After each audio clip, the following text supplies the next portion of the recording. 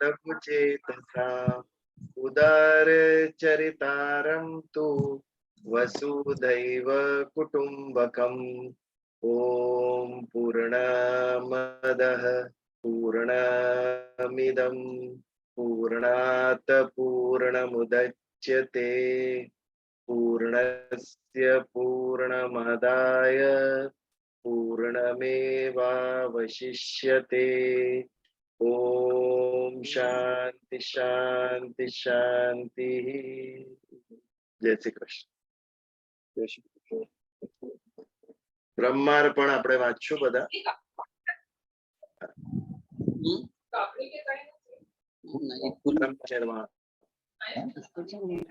इदं तु ते गुह्यतमं प्रवक्ष्याम्यनसूयवे ज्ञान विज्ञान सहितं यज्ञात्वा मोक्षसे शुभात्।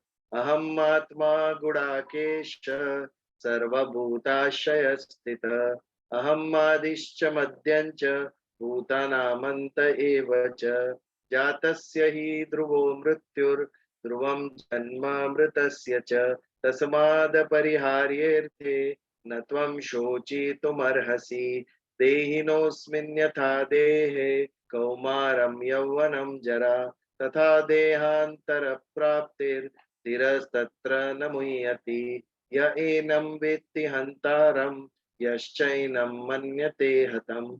उभौ तौ न विजानितो नायं हन्ति न हन्यते न जायते म्रियते वा कदाचिन्न नायं भूत्वा भविता वा न भूय अजो नित्य शाश्वतोऽयं पुराणो न हन्यते हन्यमाने शरीरं। वासांसि जीर्णानि यथा विहाय नवामि गृह्णाति नरोपराणि तथा शरीराणि विहाय जीर्णान्य अन्यानि संयाति नवानि देवी। नैनं छिन्दन्ति शस्त्राणि नैनं दहति पावक न चैनं क्लेदयन्त्यापो न शोषयति मारुत। एषा ब्राह्मी स्थितिः पार्थ नैनं प्राप्य विमुह्यति। स्थित्वा स्यामन्तकालेऽपि ब्रह्मनिर्वाणरिच्छति। योऽन्तसुखोऽन्तराराम तथा अन्तर्ज्योतिरेवय सह योगी ब्रह्मनिर्वाणं ब्रह्मभूतोऽधिगच्छति। लभन्ते ब्रह्मनिर्वाणं ऋषय क्षीणकल्मषा छिन्नद्वैधा यतात्मानः सर्वभूतहिते रता। ओमित्येकाक्षरं ब्रह्म व्याहरन् मामनुस्मरन् यः प्रयाति त्यजन् देहं स याति परमां गतिं। न रूपमस्येह ततो लभ्यते न च संप्रतिष्ठा। अश्वत्थमेनं सुविरूढमूलम् असङ्गशस्त्रेण दृढेन चित्वा ततः पदं तत्परिमार्गितव्यं यस्मिन् गता न निवर्तन्ति भूय। त्वमेव चाद्यं पुरुषं प्रपद्ये यतः प्रवृत्ति प्रसृता पुराणी। निर्मानमोहाजितसङ्गदोषा अध्यात्मनित्या विनिवृत्तकामा द्वन्द्वैर्विमुक्ता सुखदुःखसंज्ञैर्गच्छन्त्यमूढा पदमव्ययं तत्।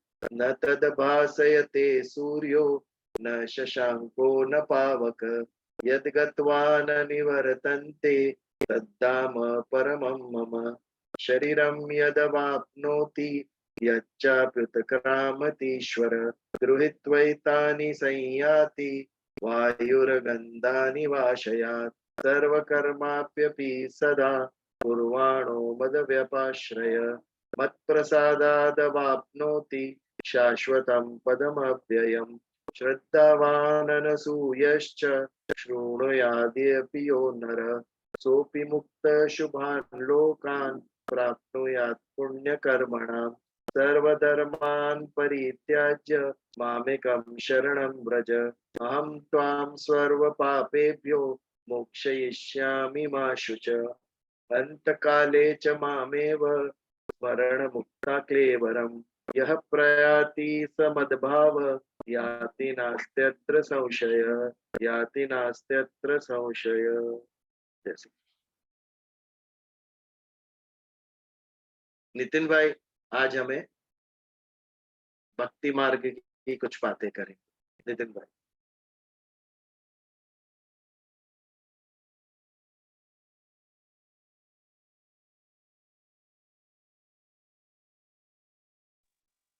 हेलो, जय श्री आज कृष्ण।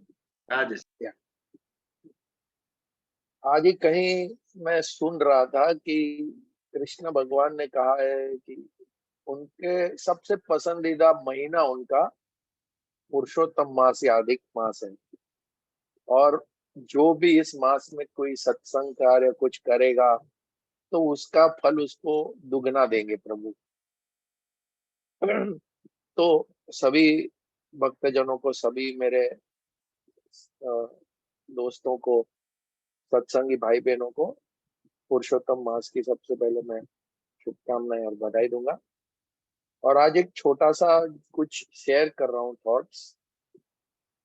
जैसे हम जानते हैं कि महाभारत का जो युद्ध हुआ तो अर्जुन को कैसे प्रभु श्री कृष्ण ने गाइड किया। तो प्रभु ने क्या किया कि उसके रथ को, अर्जुन के रथ को बिल्कुल पांडव और कौरव के जो सेना थी उसके बरोबर बीच में, कुरुक्षेत्र के बीच में ले जा करके, रणभूमि के बीच में ले जा करके उनको खड़ा किया रथ को।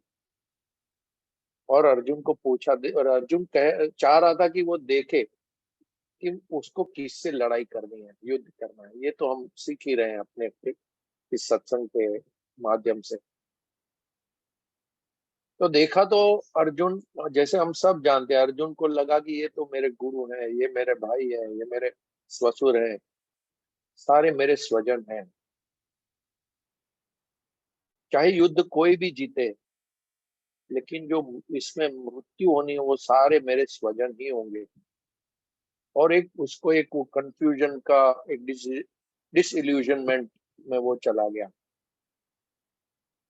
प्रभु ने उस मन में प्रभु सोचने लगे कि वाह भाई, तुझे इतनी दूर खड़ी हुई कौरव सेना नजर आ रही है, स्वजन नजर आ रहे हैं, बिल्कुल तेरे बगल में मैं खड़ा हूं, मैं तुझे नजर नहीं आ रहा हूं।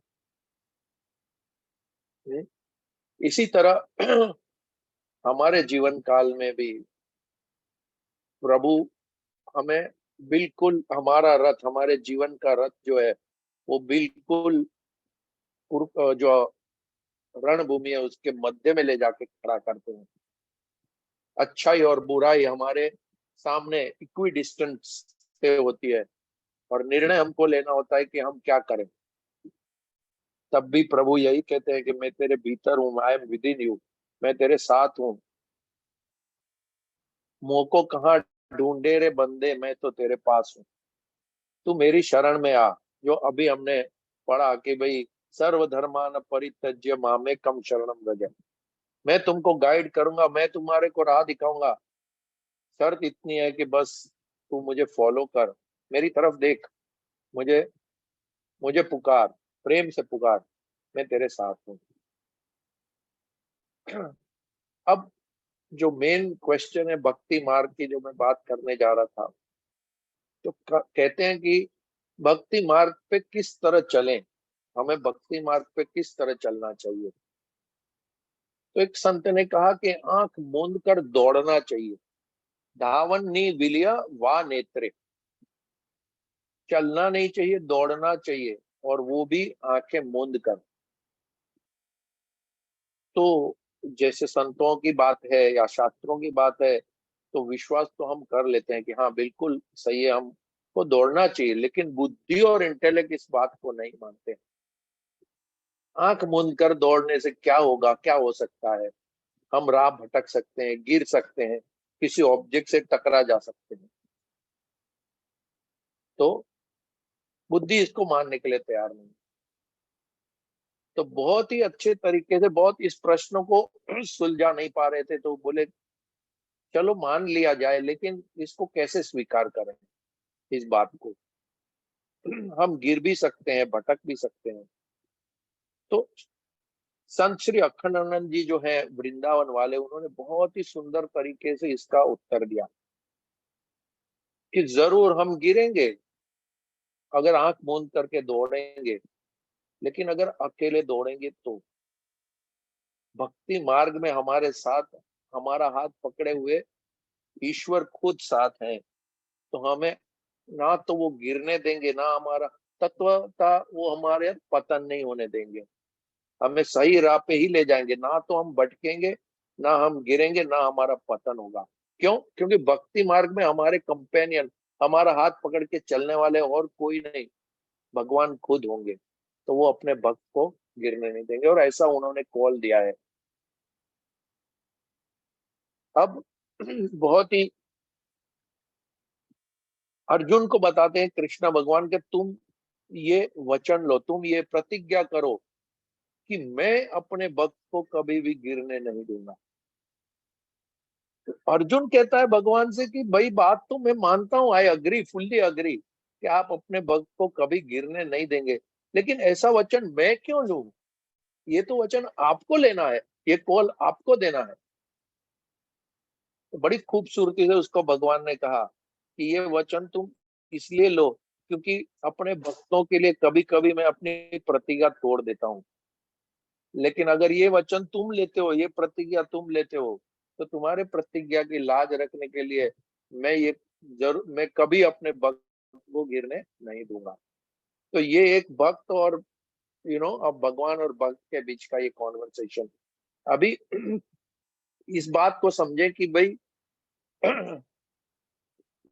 आंख मूंदने से क्या मतलब है? आंख मूंदने का मतलब है, आंख मूंद के दौड़ने का मतलब है पूर्ण शरणागति, संपूर्ण शरणागति। आपको ये विश्वास है, अटल विश्वास है कि भाई मेरे साथ मेरा ईश्वर है, वो मुझे गिरने नहीं देगा, बिल्कुल भी गिरने नहीं देगा। और दूसरा क्या बताते हैं कि भाई भक्ति आंखों से भी की जा सकती है, लेकिन सबसे पहला स्टेप जो हमको बताया गया है भक्ति मार्ग में या भक्ति के लिए श्रीमद् भागवत में, वो बताए स्वर्णम कीर्तनम, स्वर्णम कीर्तनम। सबसे पहले सुनना है, you have to listen, you have to hear. जैसे हमारे बुजुर्ग भी कई बार कैसी बात में हमको कहते हैं कि तुम आंख बंद करके इस पे विश्वास कर सकते हो। तो ये एक फ्रेज भी है कि भाई okay, you can blind foldedly have trust in him. कभी किसी व्यक्ति का हमको अगर जानकारी चाहिए तो ऐसा हमने सुना है कि भाई आंख बंद करके इस पे विश्वास करो। और जैसे माँ के पेट में बच्चा होता है, वो केवल श्रवण करता है, सुनता है, अच्छी बातें सुनता है, और उसी संस्कार को हम क्यों सोचते हैं, हम क्यों बोलते हैं कि माँ के पेट में बच्चा जब हो तो अच्छी बातें सुननी चाहिए, सत्संग अच्छा पढ़ना चाहिए, सत्संग करना चाहिए, क्योंकि वो सारे संस्कार उस बच्चे को पेट में मिलते हैं। तभी उसने कुछ देखा तो नहीं है, लेकिन केवल सुना है। तो स्मरण करने से ही वो उसी संस्कार में उसको फॉलो करता है फिर जब इस दुनिया में आता है। और एक अंततः एक बात कहूंगा कि एक उर्दू कवि ने बहुत अच्छी बात कही है इस बारे में कि ये हकीकत नहीं तो क्या है, ये हकीकत नहीं तो क्या है, आंख मूंद कर जान लुटाते हैं अनवर, जिसको जिसको आंखों से देखा नहीं है, जिसको आंखों से देखा नहीं है उस पे जान लुटाते हैं अनवर। बस इसी बात से मैं इसको यहाँ एंड करूंगा। Hope I express my thoughts. जय श्री कृष्ण। Very- बहुत ही अच्छा नितिन भाई, एक तो सुंदर विचार और एलिक्वेंटली आपने प्रस्तुत किया। ऐसे ही आप कहते रहे तो आप निश्चिंत कहीं जाकर भगवत गीता के ऊपर आप भी प्रवचन दे सकेंगे, ये मेरा दृढ़ आपके मानना है। आशीर्वाद, आपके आशीर्वाद, आपके आशीर्वाद। थोड़ा थोड़ा हाँ, विषय के साथ और डीप में जाइए भगवत गीता के, definitely yes, you can do it. दो बात, thank you so much. Yes, जो भाव था आपका वो तो हम सब समझ गए इस कथा का, लेकिन पहली बात, श्रावण मास चल रहा है, पवित्र अधिक मास चल रहा है, अधिक में भी श्रावण अधिक है, ये बहुत अच्छी बात है। श्रावण ये शब्द आया श्रवण के ऊपर से। बारिश में जब अन्य एक्टिविटी नहीं हो सकती है तो घर में बैठ के प्रभु के सत्संग, कीर्तन, उनकी कथा का श्रवण, आध्यात्मिक, ये सब होना चाहिए। और ये होता था हमारे यहाँ गाँव में, घर घर में ये होता था। किसी भी एक घर में बैठ के बारिश के मौसम में सब लोग कथा वार्ता ये सब होता था इसके लिए। और ये जो आपने कहा वो नवधा भक्ति का श्लोक है।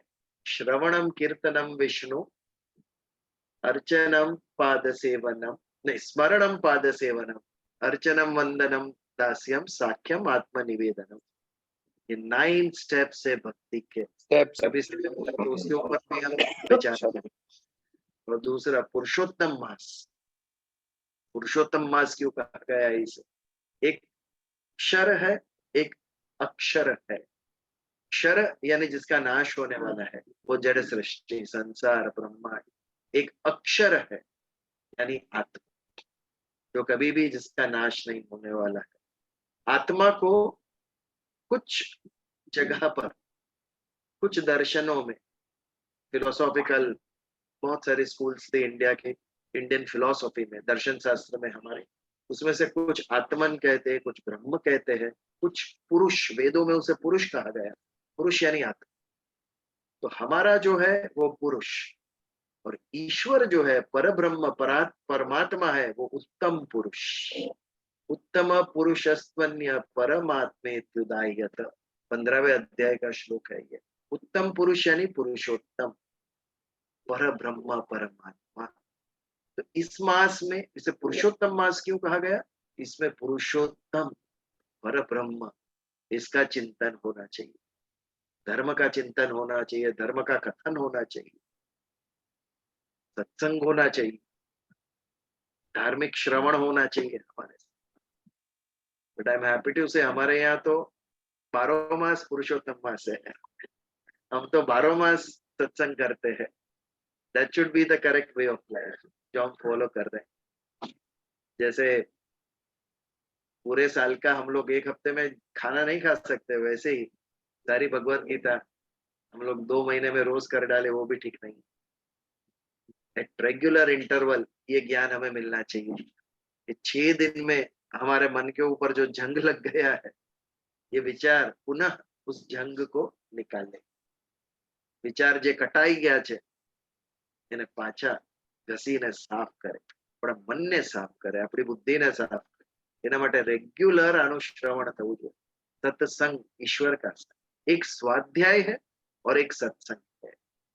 ये होना ही चाहिए, श्रवण होना चाहिए, जप, कीर्तन, स्वाध्याय, सत्संग, ये होना ही चाहिए। स्व का अध्ययन, मैं कौन हूं इसकी समझ, ये स्वाध्याय। और सत का संग यानी भक्ति, सत यानी ईश्वर, ईश्वर के साथ एक रूप होना। जो भी क्रिया हो, भक्ति हो, ज्ञान मार्ग हो, कर्मयोग हो, किसी भी क्रिया के द्वारा ईश्वर से एक रूप होना, वो सत्संग है। यहाँ पर हम ज्ञान के द्वारा, ज्ञान से भक्ति उत्पन्न होती, इसके द्वारा हम ईश्वर से एक रूप होते हैं, सत का संग करते हैं, इसीलिए हम इसे सत्संग कहते हैं। तो आगे बढ़े।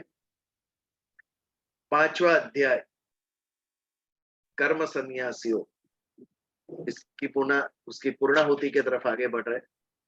पिछली बार सेकेंड लास्ट श्लोक 28वें श्लोक पर विचार किया हम। यतीन्द्रिय मनोबुद्धिर मुनिर्मोक्ष परायण, विगते इच्छा भय क्रोधो य सदा मुक्त एव स। जिसकी भय, क्रोध, इच्छा ये सब मुक्त हो गया है। इच्छा गई, इसके लिए भय और क्रोध गया।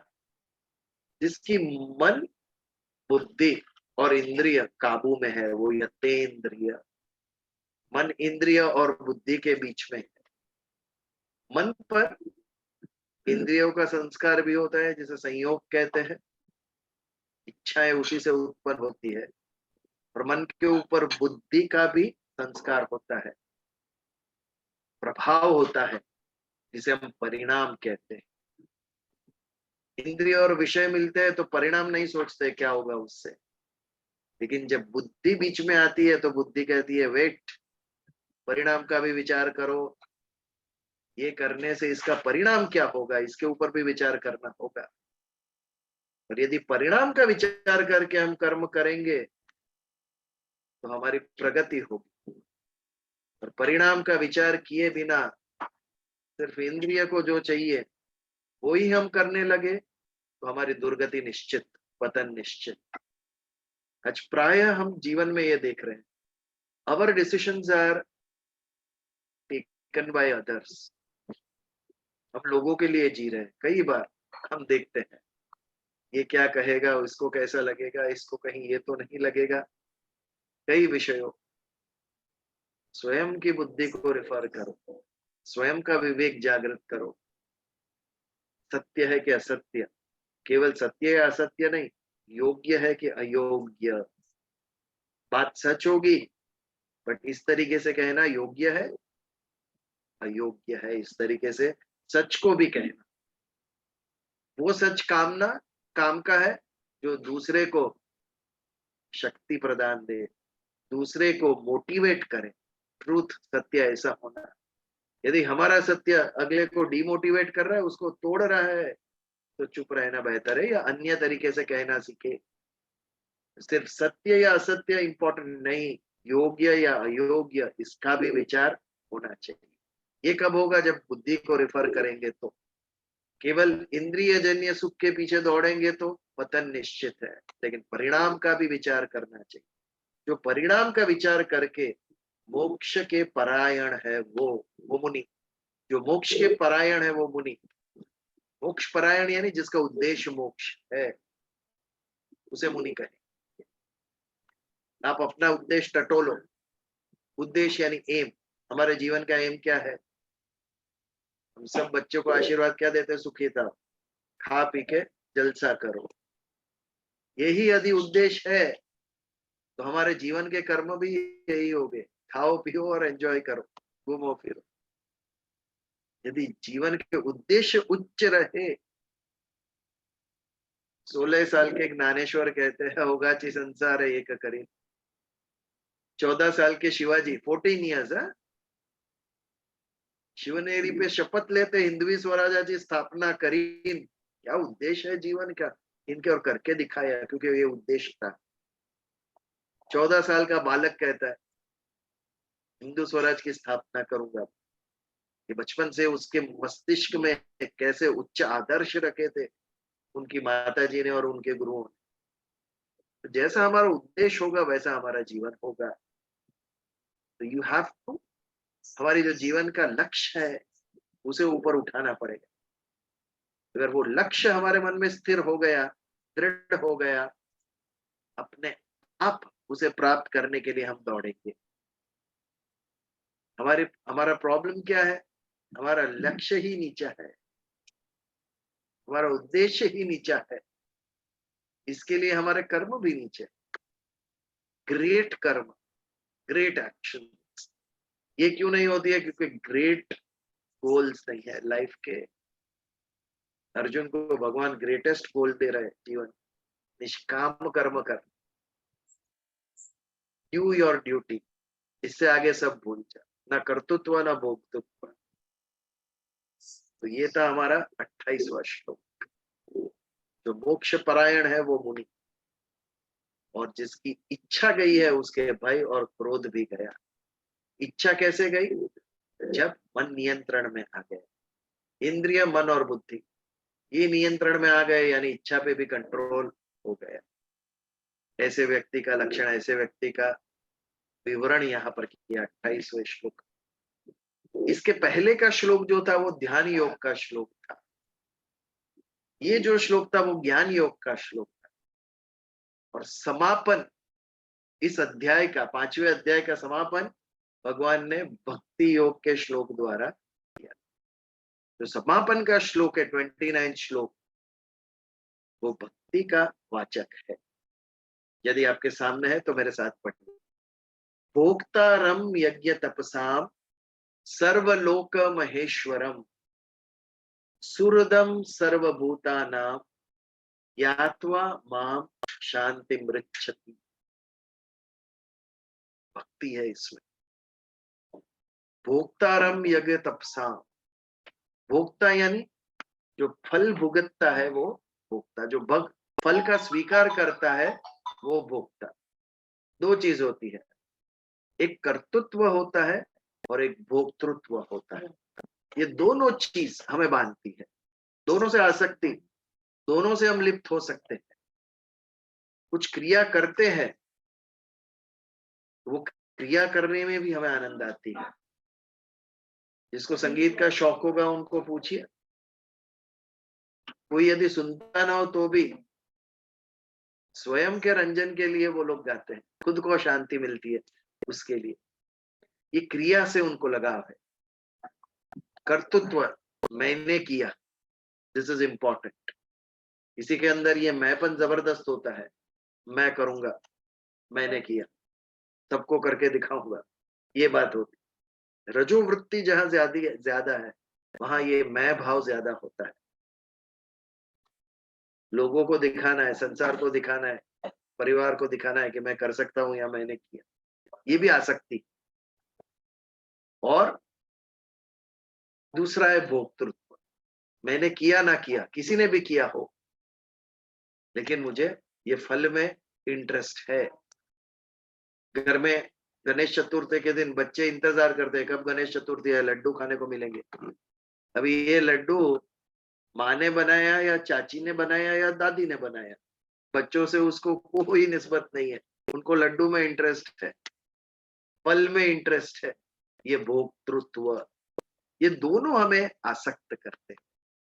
तो ये दोनों का त्याग होना चाहिए, ना कर्तृत्व भाव ना भोक्तृत्व भाव। यदि हम किसी भूखे को खिलाते हैं, कुछ लोग होते हैं, 4 लोग जो भी मिले उनको कहेंगे आज इतने को खिलाया। मैंपन का भाव अभी तक उनके अंदर जीवित है। भगवान क्या कहते हैं, भोक्तारम यज्ञ तपसाम। यदि हर एक जीव के अंदर मेरा वास है, यदि हर एक जीव के अंदर मेरा वास है, तो वो जो कर्म कर रहा है, जो खा रहा है, पी रहा है, वो सब कुछ मेरे तक पहुंच रहा है। कौन सा कर्म पहुंचेगा मेरे तक? यज्ञ तपसा। जब आप यज्ञार्थ कर्म, क्या बहुत महत्व दिया है भगवान ने यज्ञार्थ कर्म को, जो निस्वार्थ भाव से हुआ है वो यज्ञार्थ कर्म है। जो निस्वार्थ भाव से होता है,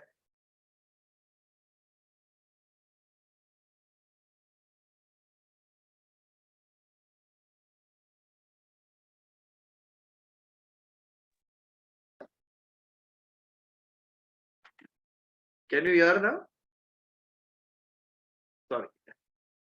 तो यज्ञार्थ कर्म के बारे में हम बात कर रहे हैं। जीवन में यज्ञार्थ कर्म को बहुत इंपॉर्टेंट दिया है भगवत गीता ने। तप क्या, एक तो तप और एक यज्ञार्थ कर्म। यज्ञ तपसाम, दो शब्द भगवान ने कहे, एक यज्ञ और एक तप।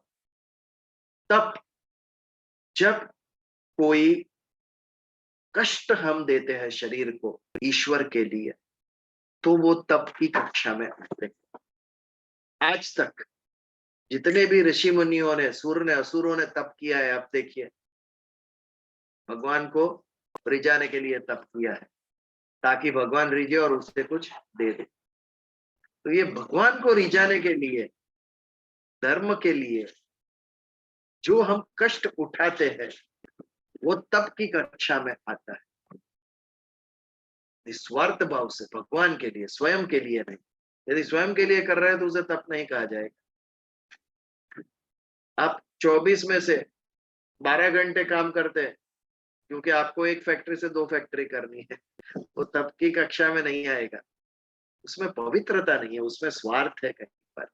जो निस्वार्थ कार्य होता है वहीं पर निर्दोषता होती है, वहां पर पवित्रता होती है। जो भी कार्य में ईश्वर है वो अपने आप पवित्र हो जाता है। हमारा घर भले ही मंदिर से महंगा हो, लेकिन पवित्र मंदिर है। मंदिर क्यों पवित्र है? क्योंकि वहां पर ईश्वर का वास है। तीर्थ स्थल, तीर्थ स्थल का किसे कहेंगे? जहां पर भगवान है उसे तीर्थ स्थल कहेंगे। कश्मीर को तीर्थ स्थल, स्विट्जरलैंड को तीर्थ स्थल नहीं कहते। तीर्थ स्थल केदारनाथ, बद्रीनाथ है। कि वहां पर ईश्वर है, भले स्विट्जरलैंड में भी मोर ब्यूटीफुल। ये भेद हमें समझना है। काशी में विश्वनाथ जी का जो मंदिर का परिसर किया है, लाखों टूरिस्ट वहां गए। न्यूज़पेपर में मैं पढ़ता हूँ, ये मंदिर को टूरिस्ट स्पॉट बना दिया आप लोगों ने। कितने भक्त गए हैं, ये इंपॉर्टेंट है। काशी विश्वनाथ ज्योतिर्लिंग में से एक है। भगवान शिव की उपासना करने कितने लोग गए वहां पर, भगवान शिव की भक्ति करने कितने लोग गए, इसका महत्व है। वहां का आर्किटेक्चर देखने, परिसर देखने कितने गए, ये तो टूरिज्म हो गया। ये धर्म का पतन है। धर्म को हमने टूरिस्ट स्पॉट बना दी। पेपर में भी पढ़ा था मैंने, इतने लाखों लोग बढ़ गए, पिछले साल से ज्यादा आ गए, क्योंकि वो टूरिस्ट स्पॉट बना दिया। मंदिर केवल ईश्वर की आराधना के लिए, उपासना के लिए, भक्ति के लिए होना चाहिए। वहां पे टूरिस्ट अट्रैक्शन नहीं बनाना है, खाने का प्रलोभन नहीं देना है। बहुत अच्छा प्रसाद मिलता है ये मंदिर में, प्रसाद खाने नहीं जा रहे हम, भगवान को मिलने जा रहे हैं वहां। ये प्योर भक्ति। अदरवाइज भक्ति डाइल्यूट होती जाएगी, उसमें भी दोष आते जाएंगे भक्ति के अंदर। तो तप जो शरीर को कष्ट देते हैं धर्म के लिए, ईश्वर के लिए, वो तप की कक्षा में आता है। और यज्ञ जो निस्वार्थ भाव से करते हैं, जब हम निस्वार्थ भाव से कर्म करते हैं तो दो लोगों को, उसका हमें क्या प्राप्त होता है, हमारे कर्म से मुक्ति हमें प्राप्त होती है, और जिसके लिए हम कर्म कर रहे हैं उसको भी उससे लाभ होगा। यदि 4 भूखों को आज खिलाया हमने, हमारा निष्काम कर्म हुआ और उनके लिए भी उनकी भूख मिटी। समाज को लाभ होता है जब हम निष्काम कर्म करते हैं तब। लेकिन इसके भी ऊपर भगवान ने लोक संग्रह कहा। 2 वक्त खाना खिलाना ये जीवन का ध्येय नहीं होना चाहिए। आज तुमने खाना खिलाया, कल वापस भूख लगेगी, उसको कैसे कमाना वो सिखाओ, दैट इज लोक संग्रह। असत से सत की तरफ लेके जाओ। जो जड़ में, भोग में, संसार में उलझे हुए हैं उनको वहां से निकाल के सबकी तरफ लेके जाओ, ईश्वर की तरफ लेके जाओ। दैट इज लोक संग्रह। कितना कठिन है, ट्राई करो आप। मैं आपको पूछता हूँ, आप गारंटी ले सकते हो कि अगले 1 साल में आप 2 या 3 लोगों को जोड़ोगे सत्संग में रेगुलर? विजिटर के लिए कितने आते हैं, कितने जाते हैं, उसका इंपॉर्टेंस नहीं है। जो रेगुलर होते हैं, बहुत कठिन है असत से सतत सत के मार्ग पर लेकर जाना। भगवान का आशीर्वाद हो तो ही हो सकता है। यदि आपका मन धर्म में लग रहा है, यदि आपका मन अध्यात्म में लग रहा है, तो ये भगवान का प्रसाद समझना है, ये सिद्धि है आपके लिए। आपके पिछले जन्म का ये प्रभाव है कि ये जन्म में आपको अध्यात्म में रुचि उत्पन्न हुई। बिकॉज इंग्लिश में एक बहुत अच्छी ये बात कही है, who you are is defined by your choices। आप जीवन में क्या चॉइस करते हो, इसके ऊपर से नक्की होगा कि आप कैसे हैं। 2 भाई सेम एज के, एक ने हंस को मारना चूज किया और एक ने उसको जीवन दान देने का चॉइस किया। मैं इसको बचाऊंगा, एक ने सोचा मैं मारूंगा।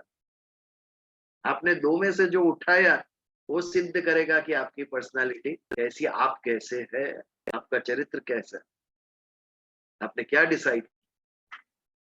तो यज्ञ और तप, निष्काम भाव से आप जो कर्म कर रहे हो और जो कष्ट उठा रहे हो ईश्वर के लिए, धर्म के लिए, ये सब का फल मैं लेता हूं। भोक्ता मैं हूं, भोक्ता रम यज्ञ तपसा। यानी क्यों हमें फल नहीं लगता, उस कर्म का फल क्यों नहीं लगता? भगवान कहते हैं मैं ले लेता हूं उस कर्म का फल, इसके लिए वो तुझे प्राप्त नहीं होगा। लेकिन निष्कामता होना आवश्यक है और शारीरिक कष्ट उठाना, क्योंकि कष्ट के बिना यह संभव ही नहीं। जो एग्जाम में फर्स्ट आते हैं वो बच्चों को पूछो कितना कष्ट किया है उन्होंने, बिना काम किए संभव ही नहीं है कि आपको अच्छा फल मिले। इच्छा करने के से, सोचने से प्राप्त नहीं होता है, कर्म करने से प्राप्त होता है। तो ईश्वर ये सभी हमारे यज्ञार्थ कर्म के तप के जो भी फल है वो हमें क्यों नहीं लगता है? भगवान कहते हैं मैं भोक्तारम हूं। एक भोगने वाला, यानी यदि हम किसी की सेवा करें तो वो भी सेवा करने वाला सेवक और सेवा लेने वाला भोक्ता। हम किसी को खाना खिलाए तो हम सेवक जो जो खिला रहा है और खाने वाला भोक्ता हो गया। तो जब हम यज्ञार्थ निष्काम भाव से कर्म करते हैं, जब हम धार्मिक कर्म करते हैं, आध्यात्मिक मार्ग पर चलते हैं, तो उसका जो फल है क्यों हमें लगता नहीं है? कि भगवान कहते हैं यहाँ पर कि भोक्तारम यज्ञ तपसा, ये सभी कर्मों को मैं भोगता हूँ। इसके लिए बेटा तुझे लगेंगे नहीं, तेरे सभी कर्म मैं ले लेता हूँ, अच्छे बुरे जो भी है, इसके लिए तुझे मुक्ति प्रदान होती है। भोक्तारम यज्ञ तपसाम सर्वलोक महेश्वरम। सर्वलोक महेश्वरम, तीन लोग तो हम सबको पता है, पृथ्वी स्वर्ग और पाताल। यदि गायत्री मंत्र देखें तो हम ओम भूर्भुवः स्वः, ये भूर्भुव ये क्या है? ये लोक है, अलग अलग अलग 7 लोक है कहते हैं। और हमारे यहाँ कितने देवता है? असंख्य देवता है। There is no stopping. कोई भी नया देवता आप भी क्रिएट कर सकते हो। यदि कुछ लोग उसकी उपासना करने लगे तो देवता। हिंदुइज्म में इतना फ्री धर्म कहीं भी देखा नहीं है मैंने, जहाँ इतना फ्रीडम दिया गया हो। तो हर एक लोक में देवताएं हैं। स्वर्ग लोक का देवता इंद्र, ग्रीक माइथोलॉजी में भी ऐसा ही है, अपने जैसे ही है, पोसाइडन मेरे ख्याल से, I am not very sure. और उसके नीचे उसके 7-8 अलग अलग देवता, सबको ड्यूटियां दी गई है। जैसे हमारे यहाँ वरुण देवता है, इंद्र देवता बारिश वो करते हैं, सूर्य देवता प्रकाश वो देते हैं, अग्नि देवता, ये सब मुख्य देवता है। माइथोलॉजी के जो देवता है ब्रह्मा विष्णु महेश गणेश, ये सब तो बहुत बाद में आए। वेदों के मुख्य देवताओं में यम है, डेथ का देवता। ये मृत्यु का संचालन कौन करते हैं? वो भी एक देवता। जन्म के देवता ब्रह्मा जी, जो जन्म के कारक। हमारी जितनी भी नीड्स है, जिसके कारण मनुष्य जीता है, वो सबके पीछे एक देवता, अग्नि हो, पानी हो, वायु हो, वरुण देवता, मारुत पवन जिसे कहते हैं हम, प्रकाश देने वाले सूर्य देव। तो ये सभी देवताओं के भी देवता, सर्वलोक महा ईश्वर, ईश्वरों के भी जो ईश्वर है वो महेश्वर। और ये सभी लोग, सभी लोगों में जितने देवता जितने ईश्वर हैं, वो सबके ईश्वर, ईश्वर के भी ईश्वर महा ईश्वर।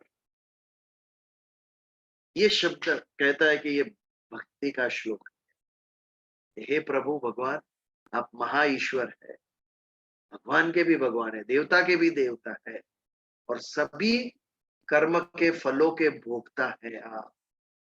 अच्छे कर्मों से मैं बनता क्यों नहीं? भगवान कहते हैं मैं ले लूंगा, डोंट वरी। वो भुगतने के लिए तुझे वापस आना नहीं पड़ेगा पृथ्वी पे, तेरे सब मैं ले लूंगा। बड़े आशीर्वाद देते हैं ना, मेरी उम्र लग जाए, बच्चों को कहते हैं हमारी उम्र तुम्हें लग जाए। भगवान भी ऐसा कहते हैं, तेरे सब कर्म मैं ले लूंगा, डोंट वरी। यदि तू अच्छे मार्ग पर चल रहा है तो मैं तुझे पीछे से सपोर्ट करने खड़ा हूं। तेरे मार्ग में जितनी भी बाधाएं आ रही हैं वो सब मैं लेता जाऊंगा, तो बढ़ आगे। बट तेरा उद्देश्य होना चाहिए, तेरा इंटेंशन होना चाहिए। माँ बच्चे को खाना मुंह में रख सकती है, चबाना तो बच्चे को ही पड़ेगा और उसको फिर पचाना भी वो बच्चे को ही पड़ेगा। बड़ों को माँ पिरोस के दे सकती है, लेकिन खाना तो स्वयं पड़ेगा। गुरु हो या भगवान हो, दोनों ये कहते हैं, यदि आपकी तत्परता है, आपकी इच्छा है ज्ञान लेने की, तो मैं बैठा हूं ज्ञान देने को। भगवान कहते हैं यदि तुझे मेरे पास आने की उत्कंठ इच्छा है तो मैं तुझे स्वीकारने को तैयार हूं, लेकिन पहले अच्छा उद्देश्य आपका होना चाहिए। कई जगह पे लोग कहते हैं कुछ कहिए भगवत गीता के ऊपर, आइए कहने के लिए। मैं मना करता हूँ, जिसको श्रद्धा होगी उसी को ये कहने का आदेश है भगवान का। पहले श्रद्धा बताइए। एक निश्चित समय पे सब कुछ छोड़कर हमारे साथ जुड़िए, तब आपका उद्देश्य सिद्ध होगा। ना कि आप लोग 10 लोग मिल रहे हो तभी मुझे आके कुछ कहना है। ये किटी पार्टी नहीं है कि जहां पर एक एक चीज कोई कोई आके टाइम पास करेगा, सबका मनोरंजन करेगा। ये हमें उठ के जाना है भगवान के पास। जब हम ये निश्चय के साथ मंगलवार को लॉग इन करेंगे ना, तब हमें इसका महत्व होगा और अन्य चीजों को हम दूर रख सकेंगे। आपकी किट्टी पार्टी में यदि आप बुलाओ कि आपको आके आधा घंटा भगवत गीता पे बोलना है, तो कभी उसका उद्देश्य सिद्ध होगा नहीं। क्योंकि आप मिले क्यों है? पार्टी करने के लिए मिले। स्कूल्स में, कॉलेजेस में भी ये विषय के ऊपर सबको बहुत रस उत्पन्न हुआ है। बच्चे मार्क्स के लिए पढ़ेंगे भगवत गीता। टीचर्स भी मेरे बच्चे का रिजल्ट अच्छा है इसके लिए पढ़ाएंगे भगवत गीता। ये उद्देश्य नहीं था। भगवान कृष्ण ने मार्क्स के लिए नहीं कहा था अर्जुन को। ये हमारा ये जीवन का कॉन्स्टिट्यूशन है, संविधान है हमारे जीवन का। मेरा जीवन मुझे कैसे जीना चाहिए, ये हर एक क्षण पर, हर एक पथ पर, हर एक स्टेप पर मुझे भगवत गीता से गाइडेंस मिलती है। जो डिप्रेस्ड है, विषाद युक्त है, जिसका मन मर चुका है, जीवन में कोई मोटिवेशन नहीं रहा है, ऐसे व्यक्ति को उठाने के लिए भगवत गीता कही गई है। ना कोई मार्क या ना कोई धन या ना कोई मान या बड़ाई की कामना के लिए इसे कहना है। लोगों को मार्ग दिखाती रहे उसके लिए भगवत गीता कही। टूटे हुए मन को फिर जगाए उसके लिए भगवत गीता कही। One who has lost the hope in life, जीवन में जो निराशा आ चुकी है जिसके, उसके जीवन में पुनः आशा भरने के लिए भगवत गीता कही गई है। यदि ये उद्देश्य है तो मैं अवश्य आऊंगा, कहीं पर भी बुलाओ मैं आऊंगा। वरना केवल एक एक्टिविटी है। हम बच्चों को ये एक्टिविटी कराते हैं, वो एक्टिविटी कराते हैं, ये कराते हैं, उसके साथ भगवत गीता के क्लास भी कराते। ये योग्य नहीं है, ये अयोग्य है। भगवान के ऊपर परम श्रद्धा होनी चाहिए और प्रेम से भगवत गीता आदर से उठानी चाहिए। मेरे जीवन को प्रशस्त करेगी ये ग्रंथ। ईश्वर के स्वमुख से निकला हुआ ये शब्द है। महत्व होना चाहिए। और सब कुछ त्याग कर जब हम एकत्रित हो गए, तब वो भक्त सिद्ध करेगा कि उसे श्रद्धा है भगवान के ऊपर, और वहां पर ही इसका पठन होना चाहिए। तो भोक्तारम यज्ञ तपसा सर्वलोक महेश्वरम, महा ईश्वर। ईश्वर यानी लॉर्ड, ईश्वर यानी स्वामी। सब लोग कहते हैं सारा ब्रह्मांड का स्वामी है भगवान नारायण। ये सारा विश्व, सारी पृथ्वी भगवान की है। लेकिन हमारे मन में क्या घर करके बैठा है? यदि मैं पूछूं तो आप अभी जो बैठे हैं वो घर किसका है? आप तुरंत कहेंगे मेरा है ये घर। तो किसी के मन में ऐसा भाव है ये भगवान का घर है? किसी के मन में नहीं। घर से नीचे उतर के कंपाउंड में यदि मैं गाड़ी पार्क करूं तो सोसाइटी का चेयरमैन कहेगा ये सोसाइटी की जगह है, you can not park the car. तो भगवान की कहाँ है? ये तो सोसाइटी की है। रास्ते पे जाके गाड़ी पार्क करूं तो बीएमसी कहेगा नॉट अलाउड, नो पार्किंग, ये जगह बीएमसी की है। शहर के बाहर जाऊं तो स्टेट गवर्नमेंट करेगी ये कलेक्टर की लैंड है, ये आपकी नहीं है। अरे सारी पृथ्वी पर कब्जा जमा के मनुष्य बैठा है और कहता है भगवान मालिक है इस पृथ्वी का। एक क्षण के लिए भी हमारे मन में नहीं आता है, तुरंत कहते ये मेरा घर है। तो भगवान का रहा क्या? भगवान का कुछ भी नहीं बचा यहाँ पर। ऐसा नहीं होना चाहिए। हमने सिर्फ टिकट लेकर आए हैं हम यात्रा की। ये साल से लेके ये साल हमें सिर्फ यात्रा की अलाउड है, और यात्रा करने के लिए हम ये सभी चीजों का उपयोग कर रहे हैं। ये भाव होना चाहिए। और जिसके नसीब में जितना है, जिसके भाग्य में जितना है, उतना उपयोग करने के लिए प्रदान करता है भगवान। ये स्थिर होना चाहिए हमारे मन। कोई मुसाफरी ट्रेन से करता है, कोई बस से, कोई हवाई जहाज से करता है, सब अपने प्रारब्ध के मुताबिक। इसका महत्व नहीं है, गंतव्य स्थान तक पहुंचने का महत्व है। अब कैसे पहुंचे इसका इंपॉर्टेंस नहीं है, पहुंचे कि नहीं इसका इम्पोर्टेंट। ये भाव स्थिर होना चाहिए, मुझे जो भी मिला है या नहीं मिला है वो भगवान का प्रसाद है। तब जाके मन के अंदर एक संतोष का भाव, और संतोष आएगा तो ही शांति आएगी। जब तक असंतोष है तब तक शांति असंभव, और जब तक मन अशांत है तब तक सुख असंभव। यदि सुखी होना है तो बाहर मत दौड़ो, अपने मन को शांत करो, और मन को शांत करना है तो संतुष्टि लाओ। जो भी मिला है भगवान तेरा प्रसाद, ये भाव जब तक नहीं आएगा। बट एज आई सेड, समाज हमें दौड़ाता है। समाज में क्या लगेगा, परिवार में सबके पास 3 बेडरूम है और मेरे पास 1 बेडरूम ही है। ये हमारे हमारे मन को विचलित कर देता है ये भाव। It's a pressure, social pressure, familial pressure. इससे ऊपर उठने के लिए क्लैरिटी ऑफ विजन होना चाहिए, कन्विक्शन होना चाहिए। इट इज नॉट इम्पोर्टेंट कितना स्क्वायर फीट है, दैट इज नॉट इम्पोर्टेंट। तू कैसा है, that is important. Who I am is important, not what I have. मेरे पास क्या है इसके महत्व नहीं है, मैं कैसा हूं इसका महत्व है।